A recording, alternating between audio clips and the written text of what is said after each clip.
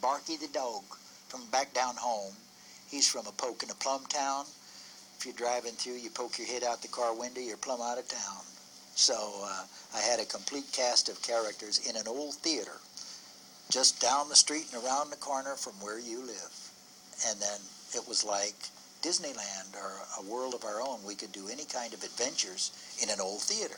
We had costumes, we had an old projector so we could run old films, we had an old piano. I did a lot of music and everything. And I was on, as I say, either 13 or 14 years with that show. And I also went over to Phoenix for a year and did it there, and then came back to KTLA. And then after that, then the Kroffts show appeared. And it was strange because I guess we had the same tax man or lawyer or something, and he had been telling Sid and Marty about one of his clients, Walker Edminston. Yeah, right. No, Walker did a lot of puppets and things. Well, finally, they interviewed me. And so then I didn't have to do any manipulation or anything anymore. We just did voices and all of the Kroffts shows. First there was H.R. Puffin stuff, and I did several of the characters. I did Professor Blinky, he's a wild old owl, and several of the other characters in that. And then we moved on to other shows. There was Sigmund and the Sea Monsters, and famous little guy, known and loved, Billy Barty. He wore the suit, as many of the other little people. And Sigmund was a little octopus found on the beach. And so he was kind of pitiful, cute but pitiful. So I did a little voice kind of like that, kind of helpless, so-and-so. And then his family, there was Big Daddy, who was kind of an Archie Bunker. Sigmund, where are yous? And then there was Blurp and Slurp. Oh, Big Daddy, we can't find him nowhere.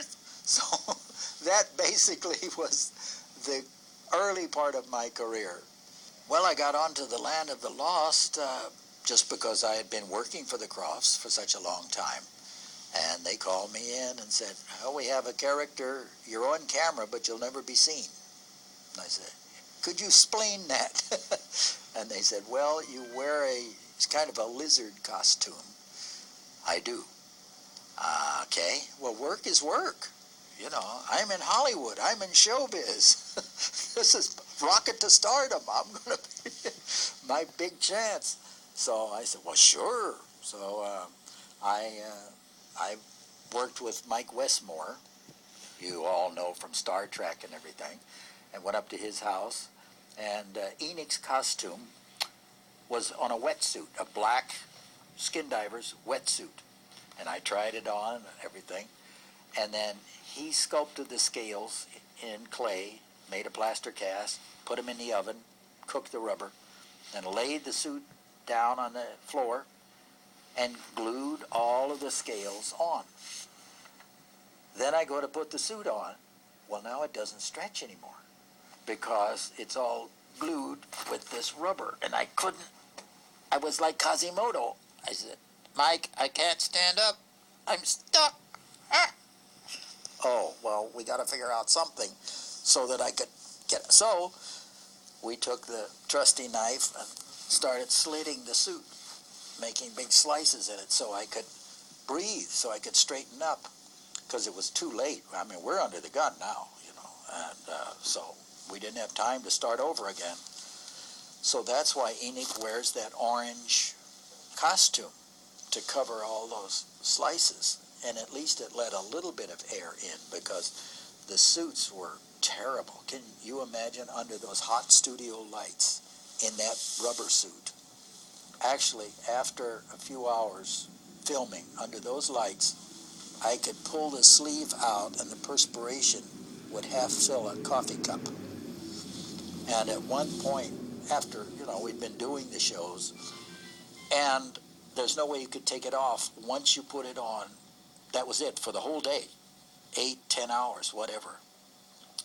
So I could take the head off, and they would unzip it and lay it down, and I could breathe. but then couldn't take the arms off because you couldn't get them back on. So then they'd zip me up and put the head back on. And recording, they had a real problem trying to figure out how to record Eniock's voice. Because I was talking like that, you couldn't hear anything because of the suit.